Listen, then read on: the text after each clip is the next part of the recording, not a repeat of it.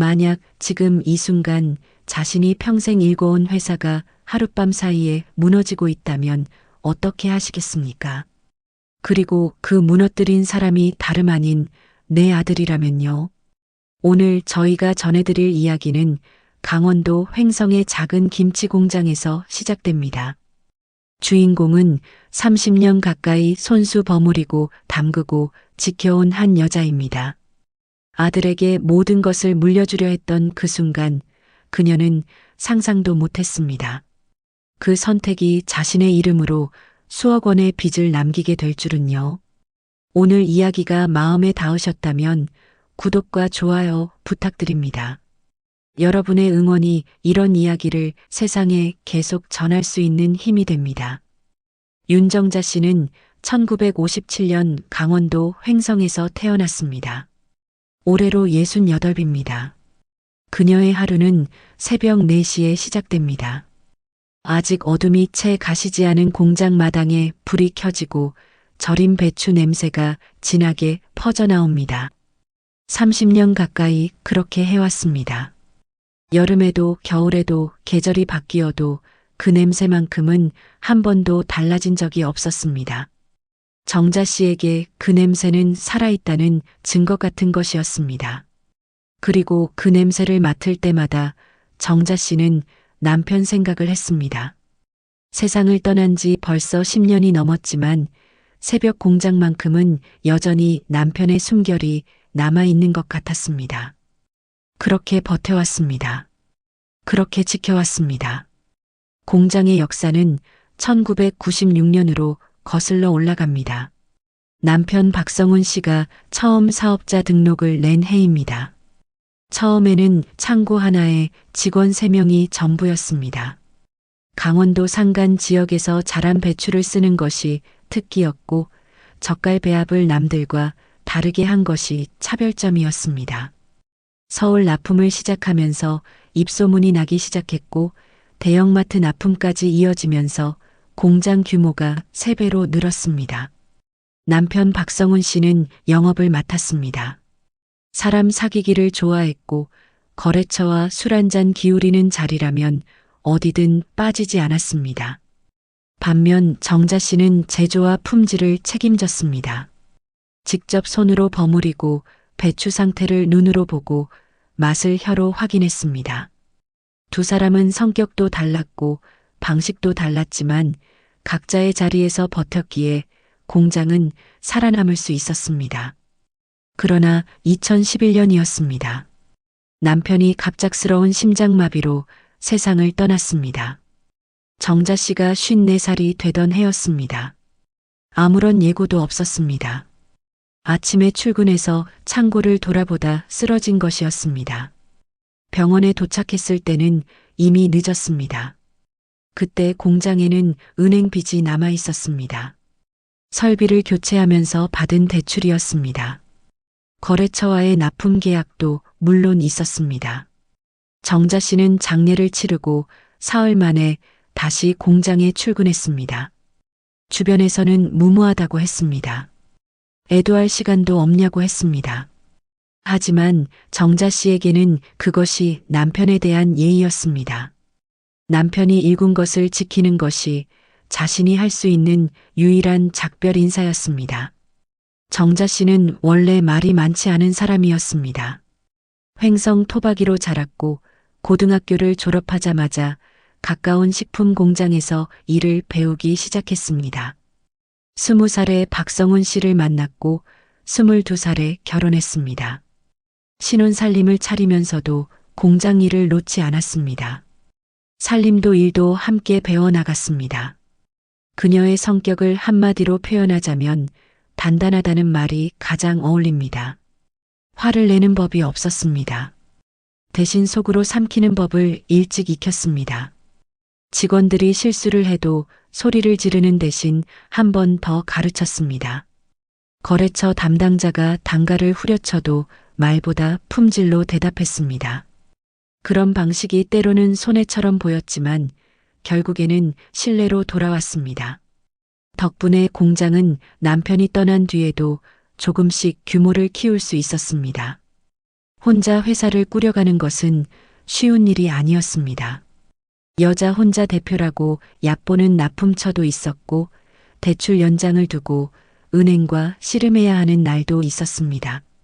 직원이 갑자기 그만두는 바람에 정자 씨가 생산 라인에 직접 들어가서 밤새 작업한 날도 한두 번이 아니었습니다. 그래도 정자 씨는 버텼습니다. 포기한다는 생각을 한 번도 해본 적이 없다고 했습니다. 남편이 시작한 것이었기 때문입니다. 그 세월 동안 정자 씨가 믿었던 것은 딱 두 가지였습니다. 하나는 좋은 재료였고 다른 하나는 사람이었습니다. 거래처 담당자가 바뀌어도 직접 찾아가 인사를 건넸습니다.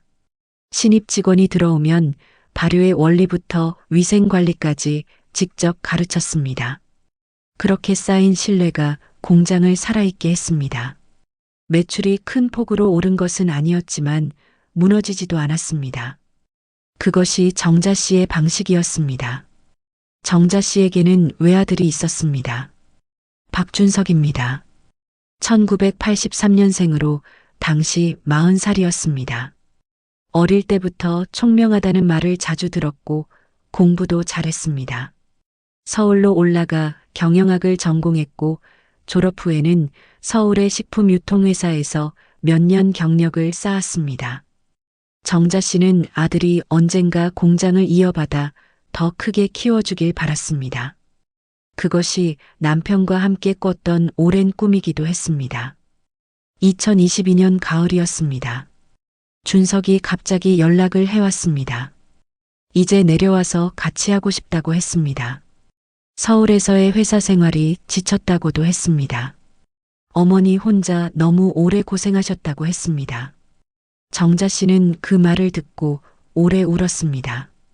기쁨의 눈물이었습니다. 드디어 남편의 빈자리가 채워지는 것 같았습니다.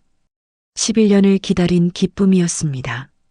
준석은 내려오자마자 의욕적으로 움직였습니다.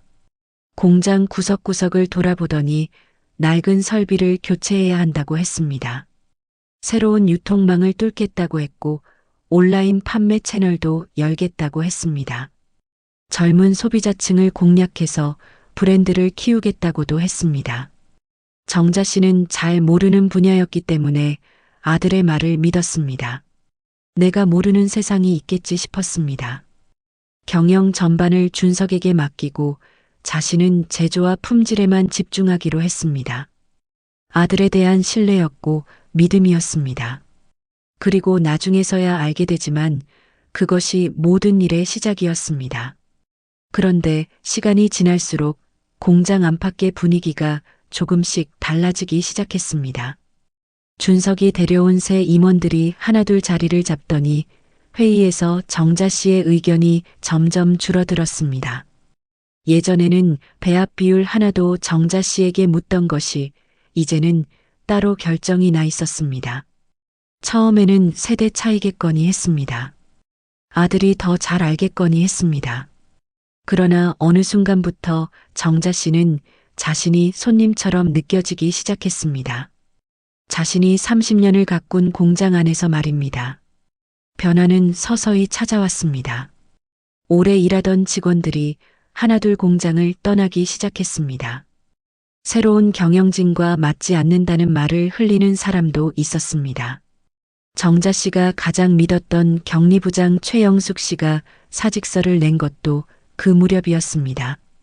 20년을 함께한 직원이었습니다. 이유를 물어도 그냥 나이가 들어서 쉬고 싶다고만 했습니다.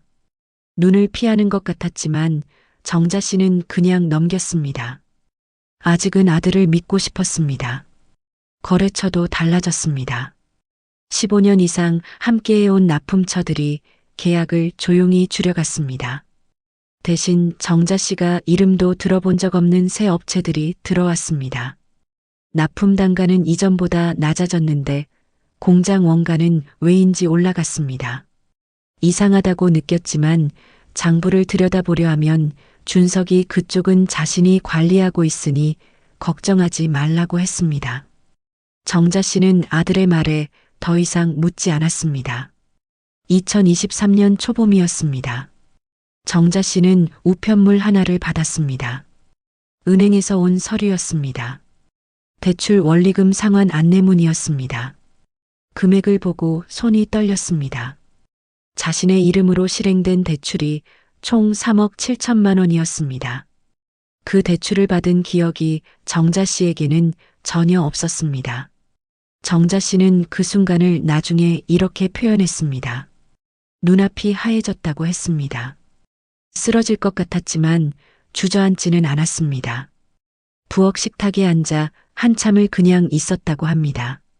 창밖으로는 공장 굴뚝 연기가 여전히 올라가고 있었습니다. 평소와 다를 것 없는 풍경이었습니다.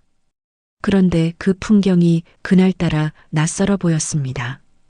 아들을 믿고 싶었지만 처음으로 마음 한편이 차갑게 식어드는 것을 느꼈습니다. 그날 이후 정자 씨는 서랍 깊숙이 넣어두었던 인감도장을 꺼내 들었습니다. 마지막으로 꺼낸 것이 언제였는지조차 기억이 나지 않았습니다. 그런데 도장 찍는 면에 작은 흠집이 나 있었습니다. 분명히 없던 것이었습니다. 잘못 본 것일 수도 있다고 스스로를 다독였지만 손이 멈추지 않았습니다. 그때부터 정자 씨의 밤이 달라졌습니다. 잠들지 못하는 밤이 늘었습니다. 새벽 4시에 일어나도 공장으로 가는 발걸음이 예전과 달리 무거웠습니다. 30년 가까이 맡아온 절인 배추 냄새가 그때처럼 낯설게 느껴진 적이 없었습니다. 그리고 어느 날 오후 정자 씨는 공장 한쪽 구석에 있는 낡은 창고 문을 열었습니다. 남편이 떠난 뒤 정리하다가 손이 닿지 않아 그대로 두었던 짐들이 쌓여 있었습니다.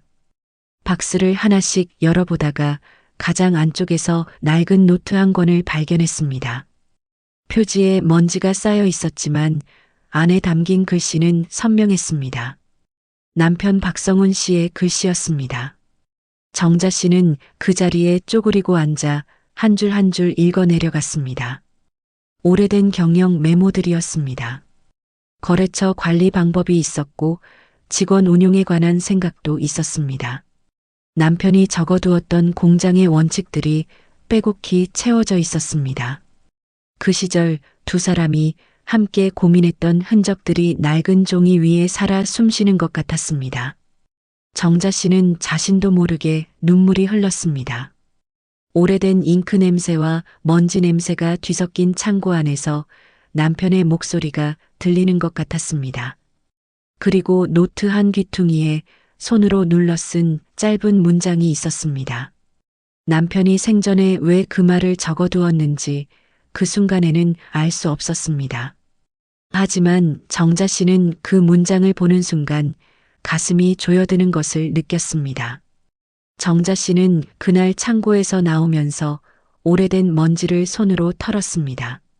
주름진 손이었습니다. 30년 가까이 배추를 버무리고 소금을 뿌리고 항아리를 닦아온 손이었습니다. 그 손이 이제 다른 일을 해야 할지도 모른다는 생각이 처음으로 들었습니다.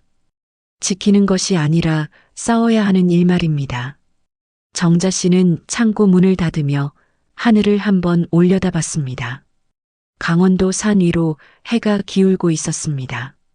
정자 씨는 처음에는 오해일 거라고 생각했습니다. 자신이 기억하지 못하는 것일 수도 있다고 했습니다. 서류를 잘못 본 것일 수도 있다고 스스로를 다독였습니다. 그러나 은행에 직접 전화를 걸었을 때 돌아온 대답은 명확했습니다. 대출은 실제로 실행되었고 담보로 잡힌 것은 공장 건물이었습니다. 정자 씨의 인감이 찍힌 서류가 은행에 있었습니다. 정자 씨는 전화를 끊고 한동안 수화기를 손에 쥔 채 서 있었습니다. 부엌 창문 너머로 공장 굴뚝이 보였습니다. 그날도 연기가 올라가고 있었습니다. 직원들이 출근해서 일을 하고 있다는 뜻이었습니다. 정자 씨는 그 연기를 보면서 무너지면 안 된다고 생각했습니다. 아직은 아니라고 생각했습니다. 그날 밤 정자 씨는 아들에게 전화를 걸었습니다. 준석은 처음에는 태연했습니다. 회사 운영에 필요한 자금이었다고 했습니다. 설비 교체 비용과 새로운 유통망 구축에 들어간 투자 비용이라고 했습니다. 걱정하지 말라고 했습니다. 다 계획이 있다고 했습니다. 그 말이 정자 씨를 한동안 진정시켰습니다. 믿고 싶었기 때문입니다. 아들이 거짓말을 한다는 것을 인정하고 싶지 않았기 때문입니다. 하지만 그 다음 날도 불안은 가시지 않았습니다. 오히려 커졌습니다. 2023년 봄이 지나고 여름이 왔습니다. 공장이 심각한 자금난에 빠졌다는 것이 숫자로 드러나기 시작했습니다. 직원 월급이 며칠씩 밀렸습니다. 원재료 납품업체에서 대금 결제가 늦어진다는 연락이 왔습니다. 배추 공급을 일시 중단하겠다는 통보도 들어왔습니다. 정자 씨는 자신의 개인 통장에서 돈을 꺼내 급한 불부터 껐습니다. 평생 모은 돈이었습니다. 남편과 함께 아껴 쌓아온 돈이었습니다. 그런데 은행의 대출 상환 요구가 시작됐습니다. 이자가 연체되기 시작하자 은행에서는 담당자가 직접 공장으로 찾아왔습니다. 담보로 잡힌 공장 건물에 대한 경매 절차가 시작될 수 있다는 말이 나왔습니다. 정자 씨는 그 말을 들으면서 손이 떨렸습니다. 1996년부터 지켜온 건물이었습니다. 남편이 벽돌 하나하나 고르면서 지은 공장이었습니다. 그 건물이 경매로 넘어간다는 것은 모든 것이 끝난다는 뜻이었습니다. 정자 씨는 그 자리에서 아무 말도 하지 못했습니다. 은행 담당자가 돌아가고 나서야 겨우 의자에 앉을 수 있었습니다. 거래처들도 움직이기 시작했습니다. 오래 함께한 마트 납품 담당자로부터 전화가 왔습니다. 계약 조건이 달라졌다는 말이었습니다. 납품 물량을 절반으로 줄이겠다고 했습니다. 이유를 물었더니 최근 납품 일정이 불규칙했고 품질 클레임이 한 건 들어왔다고 했습니다. 정자 씨는 처음 듣는 얘기였습니다. 클레임이 들어왔다면 당연히 알았어야 했습니다. 그런데 아무도 자신에게 보고하지 않았습니다. 정자 씨는 공장 안을 천천히 걸어봤습니다. 달라진 것들이 눈에 들어왔습니다. 전에는 없던 브랜드의 포장재가 쌓여 있었습니다. 작업자가 쓰는 도구들이 바뀌어 있었습니다.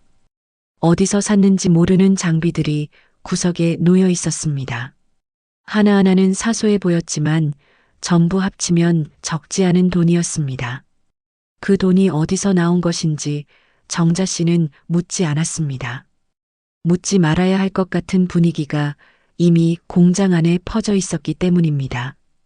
정자 씨는 그 전화를 끊고 준석을 찾아갔습니다. 준석은 사무실에 있었습니다. 새로 채용된 임원 2명과 함께 무언가를 논의하고 있었습니다. 정자 씨가 들어서자 분위기가 미묘하게 굳었습니다. 클레임 얘기를 꺼냈을 때 준석은 이렇게 말했습니다. 그건 제가 처리했어요. 어머니가 신경 쓰실 필요 없어요. 정자 씨는 할 말을 잠시 잃었습니다. 처리했다는 말이 무슨 뜻인지 물었습니다. 준석은 상대방과 이미 합의했다고 했습니다. 거래처 관계는 자신이 관리하고 있으니 제조 쪽에만 집중해달라고 했습니다. 말은 공손했습니다. 그러나 그 말 안에는 분명한 선이 그어져 있었습니다. 들어오지 말라는 선이었습니다. 정자 씨는 그 자리에서 더 말하지 않았습니다. 사무실을 나와 공장 마당을 걸었습니다. 예전에는 저 사무실 안에서 모든 결정이 자신을 통해 이루어졌습니다. 납품 단가 하나도 정자 씨가 최종 확인했습니다. 그런데 이제 그 방 안에 자신의 자리가 없었습니다. 억울하다는 감정이 올라왔습니다. 그런데 그보다 더 먼저 찾아온 것은 두려움이었습니다. 정자 씨는 그날 저녁 밥을 먹지 않았습니다. 공장 제조동 한쪽 구석에 있는 오래된 의자에 앉아서 한참을 있었습니다. 그 의자는 남편이 쓰던 것이었습니다. 배추 절이는 작업이 끝나고 직원들이 쉬어가던 자리였습니다.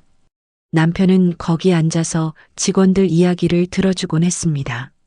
정자 씨는 그 의자에 앉을 때마다 남편이 생각났습니다. 그날도 마찬가지였습니다. 당신이 지금 여기 있었다면 어떻게 했을까 하고 생각했습니다. 그러나 대답은 없었습니다. 며칠 뒤 정자 씨는 우연히 사무실 프린터에서 출력된 서류를 발견했습니다. 거래처 계약서 사본이었습니다. 서류를 보다가 이상한 점을 발견했습니다. 납품 단가가 기존 계약서와 달랐습니다. 낮아진 것이 아니라 일부 항목이 빠져 있었습니다. 새로 들어온 업체와의 계약 조건도 정자 씨가 알던 시장 단가와 크게 달랐습니다. 중간 마진이 어디로 가고 있는지 알 수 없는 구조였습니다.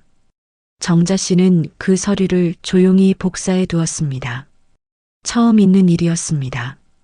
자기 회사 서류를 몰래 복사하는 일 말입니다. 정자 씨는 결국 은행을 직접 방문했습니다. 담당 직원에게 대출 실행 당시 서류를 보여달라고 했습니다. 위임장이 있었습니다. 정자 씨 명의로 작성된 위임장이었습니다. 그리고 인감이 찍혀 있었습니다. 정자 씨는 그 인감을 한참 들여다봤습니다. 자신의 것이 맞았습니다. 그러나 자신이 찍은 기억은 없었습니다. 집에 돌아와서 서랍에서 인감을 꺼냈습니다. 며칠 전에 봤던 흠집이 여전히 거기 있었습니다. 정자 씨는 오래 앉아 있었습니다. 아들이 자신의 인감을 이용해서 대출을 받았다는 결론 외에 다른 설명이 없었습니다. 그것을 인정하는 순간 모든 것이 달라진다는 것을 알았습니다. 그래서 인정하고 싶지 않았습니다. 정자 씨는 준석이 어릴 때를 생각했습니다. 초등학교 때 운동회에서 달리기를 해서 1등을 했던 날 남편과 함께 치킨을 사들고 집에 돌아왔던 날들을 떠올렸습니다. 중학교 때 수학 시험을 망쳐왔을 때 혼내지 않고 옆에 앉아 같이 문제를 풀어줬던 기억도 났습니다. 그 아이가 지금 이런 일을 했다는 것이 믿기지 않았습니다. 자식이 부모의 도장을 훔쳐서 쓴다는 것이 어떤 의미인지 정자 씨는 알고 있었습니다. 그것은 단순한 잘못이 아니었습니다. 형사 처벌을 받을 수 있는 일이었습니다. 아들이 감옥에 가는 것을 상상했습니다. 그 상상이 너무 선명해서 눈을 감았습니다. 밤새 잠을 이루지 못했습니다. 다음 날 정자 씨는 오래된 장부를 꺼냈습니다.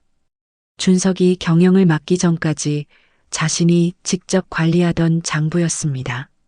수기로 기록된 것과 전산으로 출력된 것 두 가지가 있었습니다. 비교해 봤더니 항목들이 맞지 않는 곳이 있었습니다. 소액이 아니었습니다. 공장 운영비 명목으로 빠져나간 금액 중 일부가 실제 지출 내역에 없었습니다. 납품 대금으로 들어온 금액이 장부에는 더 적게 기재되어 있었습니다. 정자 씨는 회계를 전문으로 배운 사람이 아니었습니다. 그러나 30년 가까이 숫자를 들여다본 사람이었습니다. 무언가 잘못되었다는 것은 직감으로 알 수 있었습니다.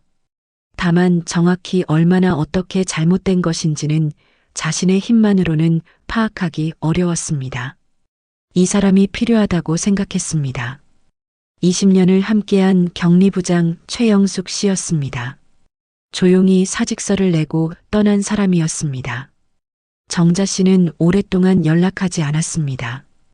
그 사람이 왜 떠났는지 이미 짐작하게 되었기 때문에 전화를 거는 손이 무거웠습니다. 알고 있었다면 왜 말하지 않았느냐고 따지고 싶은 마음도 있었습니다. 그러나 그보다 먼저 도움이 필요했습니다. 최영숙 씨는 정자 씨가 공장을 처음 혼자 맡게 됐을 때부터 옆에 있었던 사람이었습니다. 남편이 세상을 떠난 뒤 가장 먼저 출근해서 가장 늦게 퇴근하던 사람이었습니다. 말이 많지 않았지만 숫자에는 틀림이 없었습니다. 정자 씨는 그 사람이 왜 아무 말도 없이 떠났는지 이제는 알 것 같았습니다. 말하지 못했던 것인지 말하기 두려웠던 것인지는 아직 알 수 없었습니다. 그 무렵 준석이 데려온 새 임원 중 한 명이 정자 씨를 사무실로 불렀습니다. 형식적으로는 정중했습니다. 앞으로 대표 업무를 좀 더 공식적으로 정리하고 싶다고 했습니다. 정자 씨가 보유한 지분과 이사회 역할에 대해 검토가 필요하다고 했습니다. 법인 정관을 일부 수정해야 할 수도 있다고도 했습니다. 말은 매끄러웠지만 의미는 분명했습니다. 경영에서 물러나달라는 것이었습니다. 서류상으로도 손을 떼달라는 것이었습니다. 정자 씨는 그 자리에서 한 가지만 물었습니다. 이게 준석이 시킨 겁니까? 임원은 잠깐 말을 멈췄다가 대표님과 상의된 사항이라고 했습니다. 정자 씨는 아무 말도 하지 않고 사무실을 나왔습니다. 계단을 내려오는 동안 다리가 떨렸습니다. 눈물이 나오려는 것을 꾹 참았습니다. 공장 마당을 가로질러 제조동 안으로 들어갔습니다. 배추 절이는 냄새가 났습니다. 그 냄새를 맡는 순간 겨우 마음을 가다듬었습니다. 이 공장은 내가 지은 것입니다. 내가 물러날 이유가 없습니다. 말로 꺼낸 것이 아니었습니다.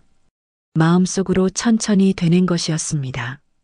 그런데 그 마음 한편에서는 또 다른 목소리가 들렸습니다. 싸우면 어떻게 되는 거냐고 물어오는 목소리였습니다. 아들과 법적으로 맞서게 되면 그 뒤에 무엇이 남겠느냐고 속삭이는 목소리였습니다. 싸워서 이긴다고 해도 가족은 남지 않을 것이었습니다. 그 생각이 정자 씨를 가장 오래 붙잡았습니다. 회사보다 가족이라는 말을 평생 믿어온 사람이었기 때문입니다.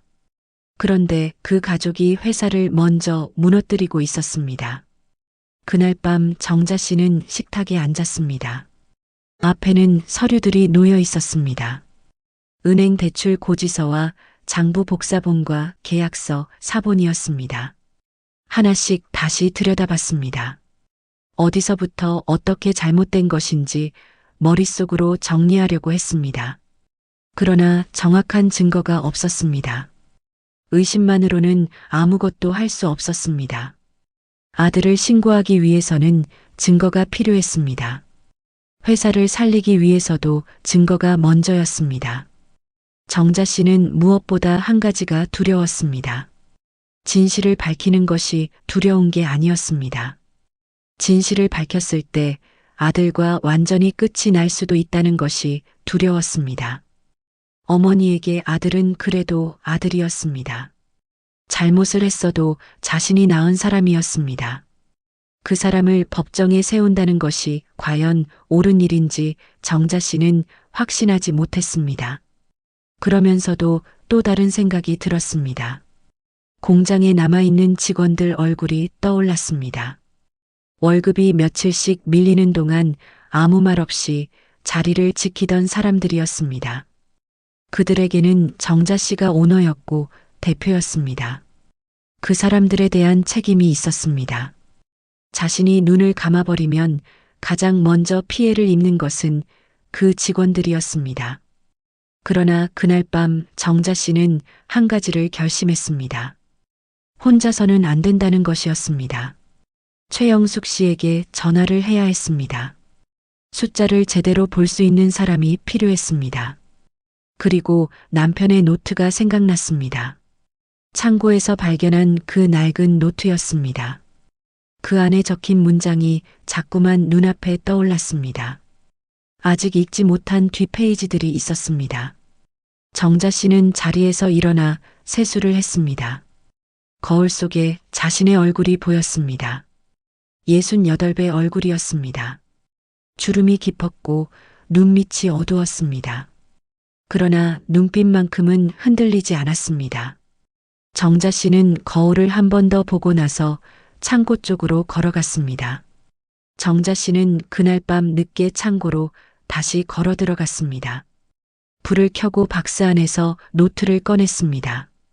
마지막으로 읽었던 페이지를 넘겼습니다. 그 다음 페이지에 남편의 글씨가 이어져 있었습니다. 정자 씨의 눈이 한 줄에 멈췄습니다. 가족이라도 회계는 반드시 확인하라. 남편이 언제 이것을 썼는지는 알 수 없었습니다. 왜 이 말을 노트에 남겨두었는지도 알 수 없었습니다. 그러나 정자 씨는 그 문장을 보는 순간 마음이 정해졌습니다. 더 이상 혼자 감당하지 않겠다고 했습니다. 더 이상 모른 척하지 않겠다고 했습니다. 그것이 회사를 지키는 일이고 남편에게 부끄럽지 않은 일이라고 생각했습니다. 가족이라도 회계는 반드시 확인하라. 그 문장 하나가 오랫동안 흔들리던 마음을 붙잡았습니다. 거창한 선언이 아니었습니다. 남편이 평생 현장에서 배운 것을 조용히 적어둔 메모였습니다. 그러나 정자 씨에게는 그것이 충분했습니다. 더 이상 혼자 감당하지 않겠다는 결심이 섰습니다. 다음 날 아침 정자 씨는 전화기를 들었습니다. 최영숙 씨는 두 번째 신호음에 받았습니다. 오랫동안 연락이 없었는데도 목소리가 반가웠습니다. 정자 씨는 길게 설명하지 않았습니다. 한번 만날 수 있겠느냐고만 했습니다. 최영숙 씨는 잠깐 침묵했다가 말했습니다. 알고 있었습니다. 언젠가 전화가 올 것 같았습니다. 그 말이 정자 씨의 가슴을 찔렀습니다. 알고 있었다는 말이 원망스럽기도 했고 고맙기도 했습니다. 그러나 따질 때가 아니었습니다. 이틀 뒤 두 사람은 공장 근처 작은 식당에서 만났습니다. 처음에는 말이 없었습니다. 국밥이 나오고 숟가락을 드는데 최영숙 씨가 먼저 말을 꺼냈습니다. 제가 나오기 전에 사진을 찍어뒀습니다. 정자 씨는 숟가락을 내려놓았습니다. 최영숙 씨는 가방에서 봉투 하나를 꺼냈습니다. 안에는 출력된 문서들이 들어 있었습니다. 장부 일부와 이체 내역 그리고 수기로 메모된 메모지였습니다.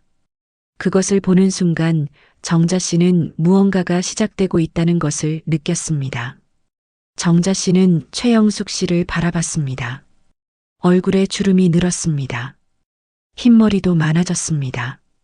그러나 눈빛은 변하지 않았습니다. 20년을 함께 일한 사람의 눈빛이었습니다. 정자 씨는 그제서야 눈물이 날 것 같았습니다. 꾹 참았습니다. 아직 울 때가 아니었습니다. 두 사람의 조사는 조용하게 시작됐습니다.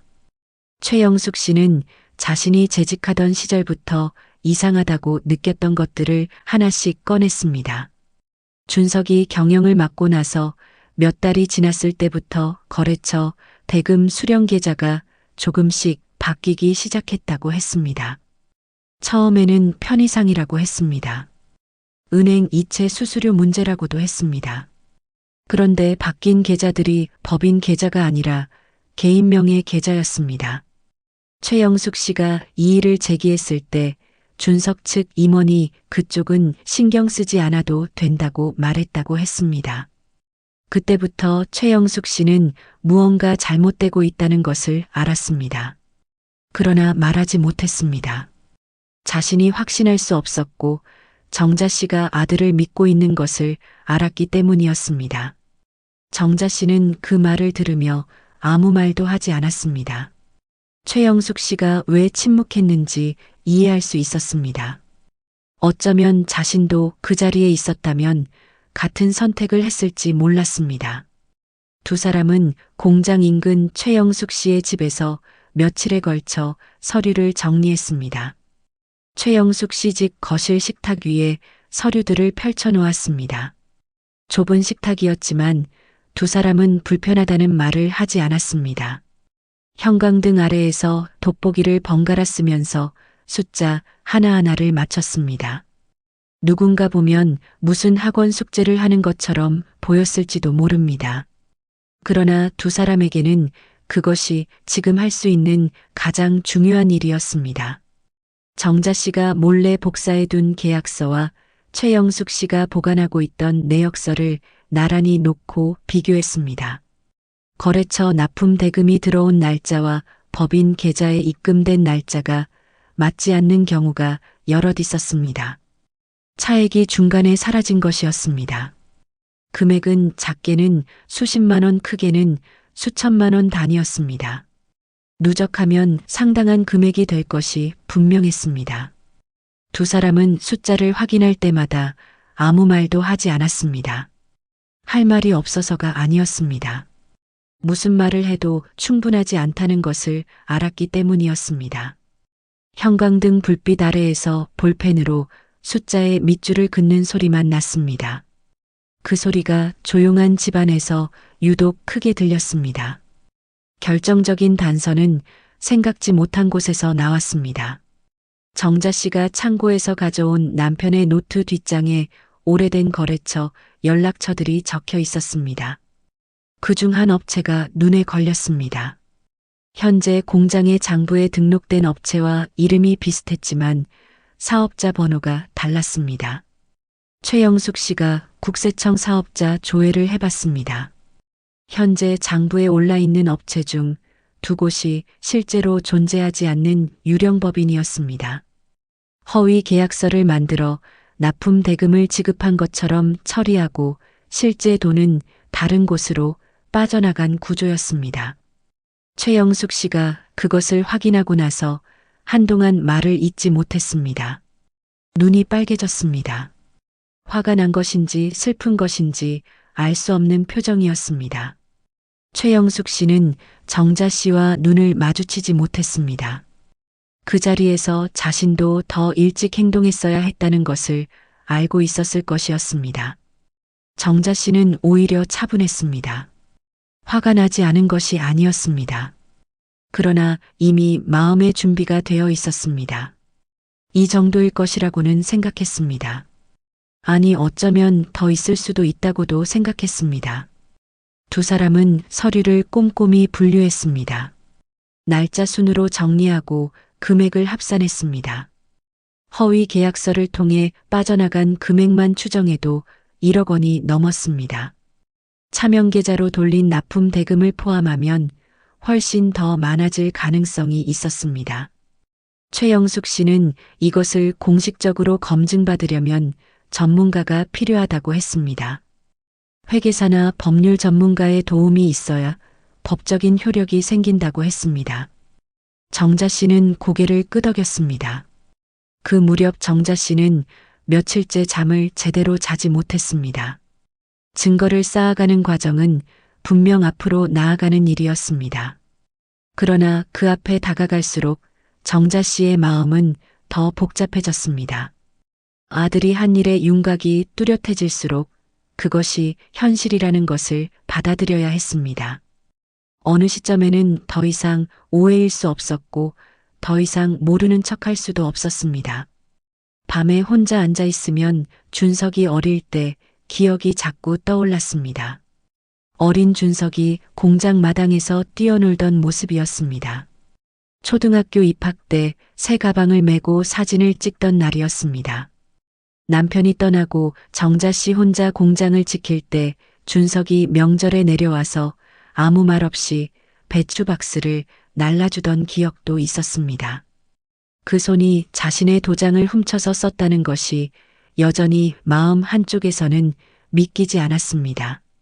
그러나 믿고 싶지 않다는 것과 사실이 아니라는 것은 다른 말이었습니다. 정자 씨는 그 차이를 이제는 알았습니다. 진실을 외면하면 편하지만 그 편함은 오래가지 않습니다. 결국에는 더 크게 무너지는 것을 기다리는 일이 될 뿐입니다. 30년 가까이 공장을 지켜오면서 정자 씨가 배운 것 중 하나였습니다. 발효도 마찬가지였습니다. 제 시간에 뚜껑을 열어야 합니다. 너무 오래 덮어두면 상합니다. 그러나 정자 씨는 한 가지를 알았습니다. 감싸는 것이 사랑이 아닐 수 있다는 것이었습니다. 잘못을 잘못이라고 말하지 않으면 그 잘못은 더 깊어질 뿐이었습니다. 그것이 자식을 망치는 일이기도 했습니다.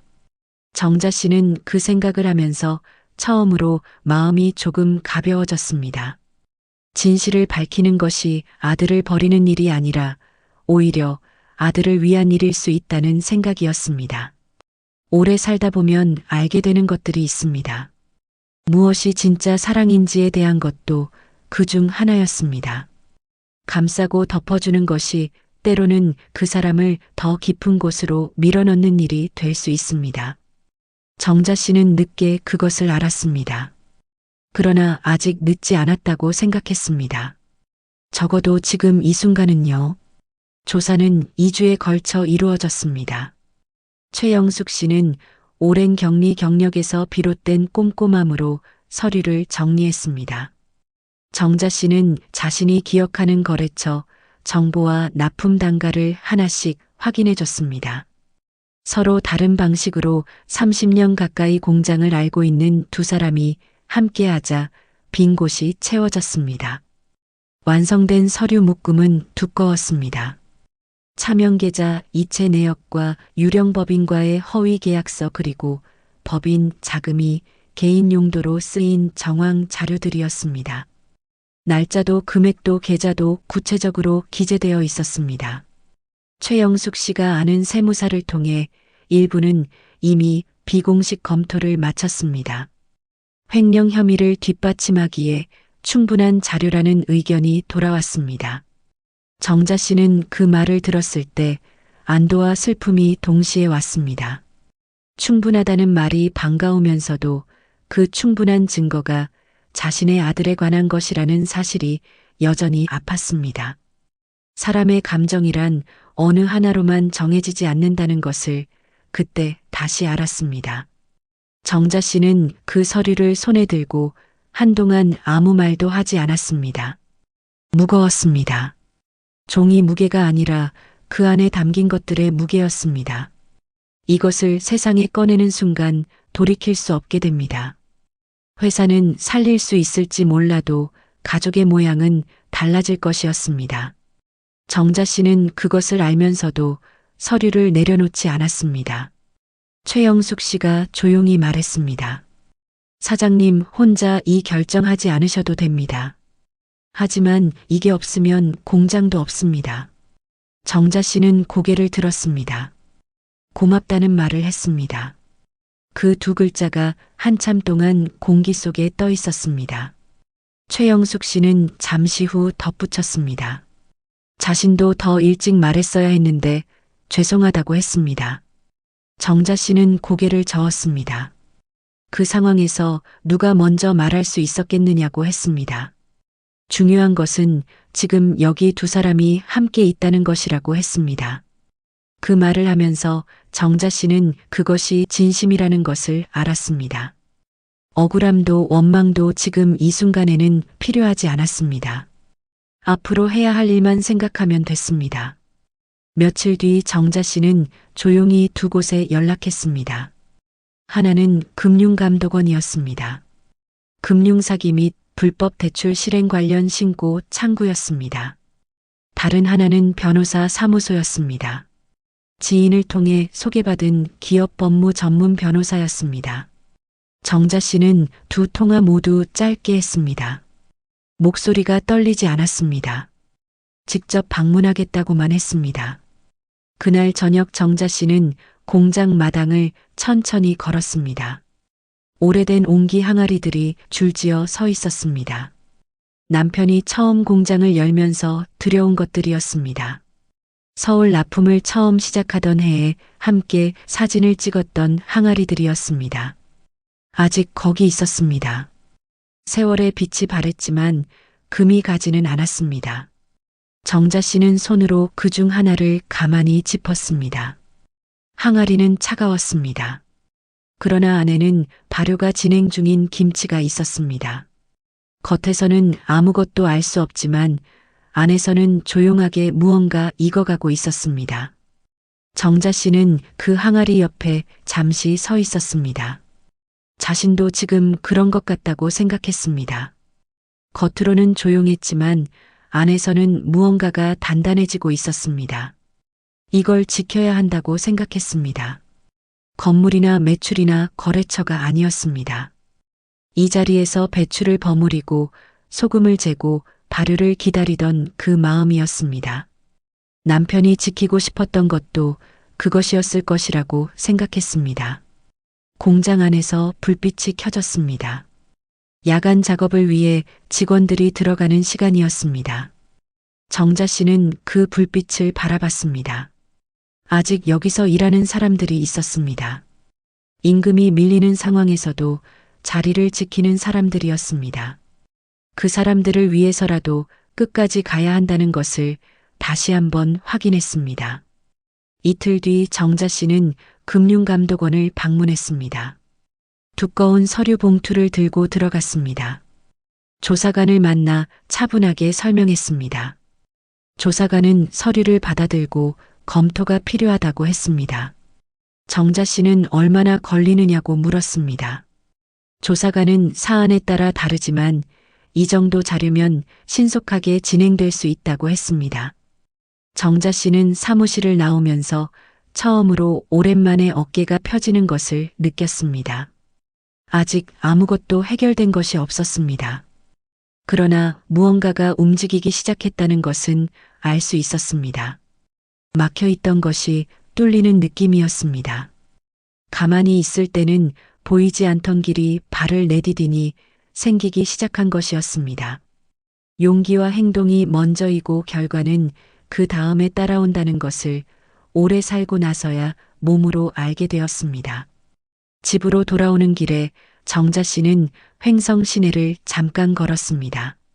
30년을 살아온 동네였습니다. 이 골목 저 골목을 남편과 함께 걸었던 기억이 있었습니다. 아이를 데리고 시장을 보러 오던 기억도 있었습니다. 그 기억들이 지금 이 상황을 버티는 힘이었습니다.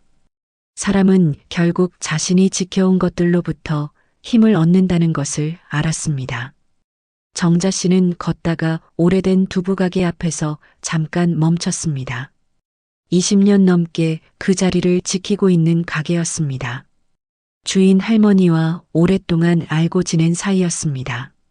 할머니가 바깥에 나와서 환기를 시키다가 정자 씨를 보고 손을 들었습니다. 별일 없냐고 물었습니다. 정자 씨는 웃으면서 잘 지낸다고 했습니다.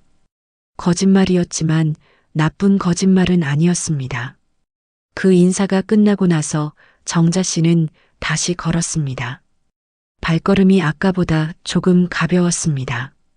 주주총회 날 아침이었습니다. 정자 씨는 평소보다 일찍 일어났습니다. 새벽 4시가 아니라 새벽 3시였습니다. 잠이 오지 않은 것이 아니었습니다. 일어나고 싶었습니다. 오늘만큼은 서두르고 싶지 않았습니다. 천천히 세수를 하고 머리를 빗었습니다. 오래된 옷장에서 남편 기일에 입었던 단정한 감색 재킷을 꺼냈습니다. 먼지를 털고 손으로 주름을 폈습니다. 거울 앞에 섰습니다. 68배 얼굴이었습니다. 그 얼굴을 한동안 바라봤습니다. 잘할 수 있다는 생각보다 이미 다 했다는 생각이 먼저였습니다. 집을 나서기 전에 정자 씨는 책상 위에 있는 남편의 노트를 한번 펼쳐봤습니다. 그 문장이 거기 있었습니다. 손가락으로 글씨 위를 가만히 짚었다가 노트를 덮었습니다. 그것으로 충분했습니다. 서류는 이미 금융감독원에 제출했습니다. 변호사와도 여러 차례 검토를 마쳤습니다. 증거는 충분했고 절차도 진행 중이었습니다. 오늘 주주총회는 끝이 아니라 드러남의 자리였습니다. 정자 씨는 그 자리에 혼자 가지 않았습니다. 금융감독원 조사관이 동행했습니다. 최영숙 씨도 함께였습니다. 회의실 문이 열리고 세 사람이 들어서는 순간 공기가 달라졌습니다. 준석과 새 임원들은 표정을 잃었습니다. 정자 씨는 자리에 앉으며 아무 말도 하지 않았습니다.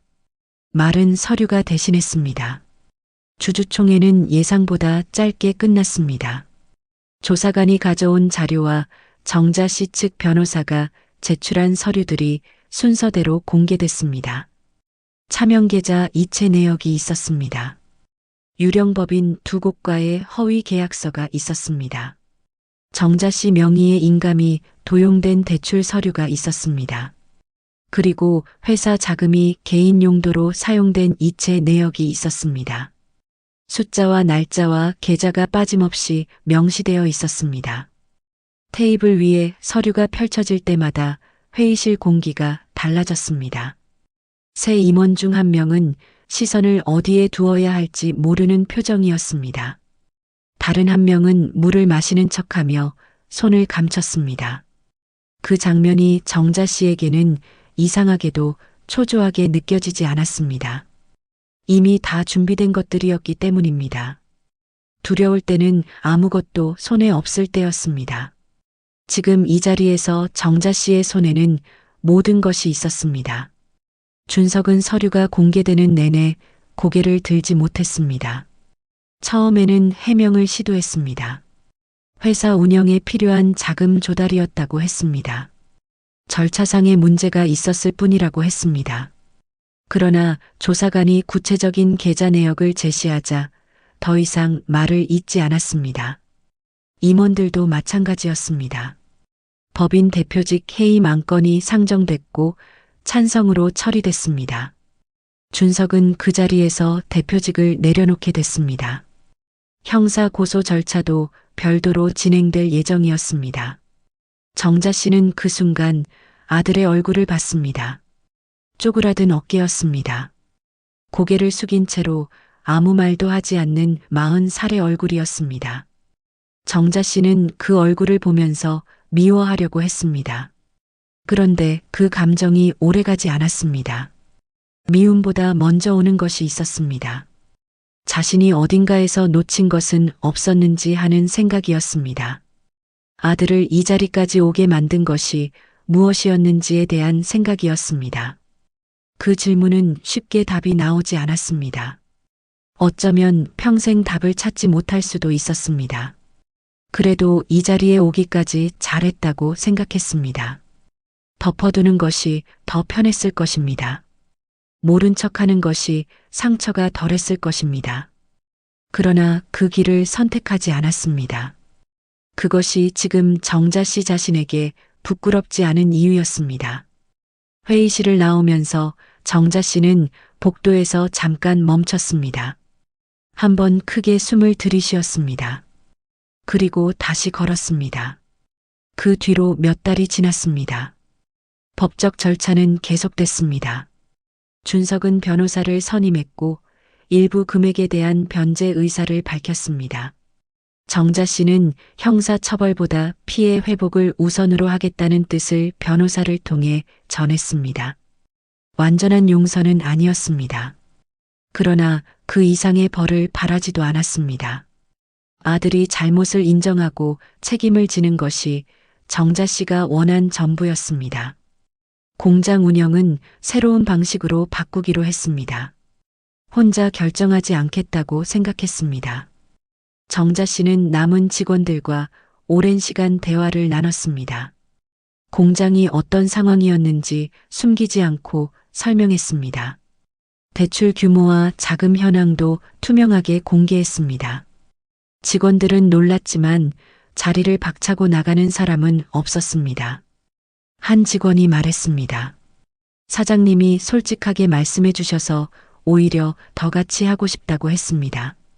그 말이 정자 씨에게는 어떤 상이나 위로보다 더 컸습니다.